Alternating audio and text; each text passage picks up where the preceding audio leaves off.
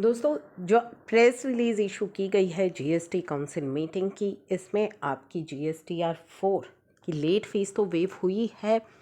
28 जुलाई तक CMP 08 first quarter की भी डेट एक्सटेंड हुई है। इसके अलावा clause C of section 1110 and 1111 of the finance act to be notified by the central government as the earliest. तो अर्लीस्ट ये नोटिफाई किया जाएगा। ये प्रोविज़न क्या है? रेट्रोस्पेक्टिव अमेंडमेंट होगी इन section 50 sub section 3 of CGST act with effect from 1 July 2017 से retrospectively amendment की गई है।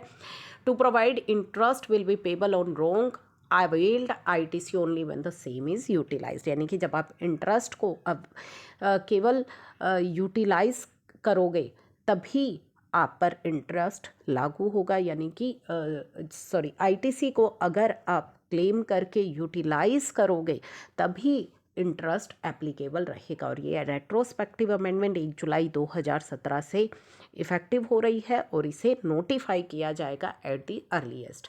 अमेंडमेंट जो है सबसेक्शन 10 ऑफ सेक्शन 49 में to provide for transfer of balance in electronic cash ledger of registered person to cash ledger of CGST IGST of distinct person. तो ये जो ट्रांसफ़र है इसको भी नोटिफाई किया जाएगा। ऑल्दो ये जो चेंजेस हैं ये पहले ही रिकमेंड हो चुके थे, लेकिन इनको अभी तक नोटिफाई नहीं किया गया है। तो इनकी नोटिफाई करने के लिए यहाँ पे जो है कहा गया है कि दीज प्रोविजंस जो हैं the will be to be notified by the central government at the earliest.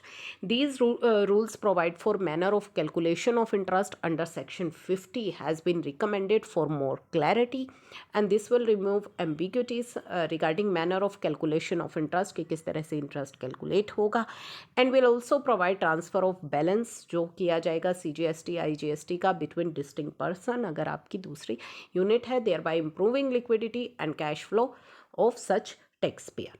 तो इनको लेकर के भी जल्दी ही नोटिफिकेशन लाने के लिए यहाँ पे बोला गया है।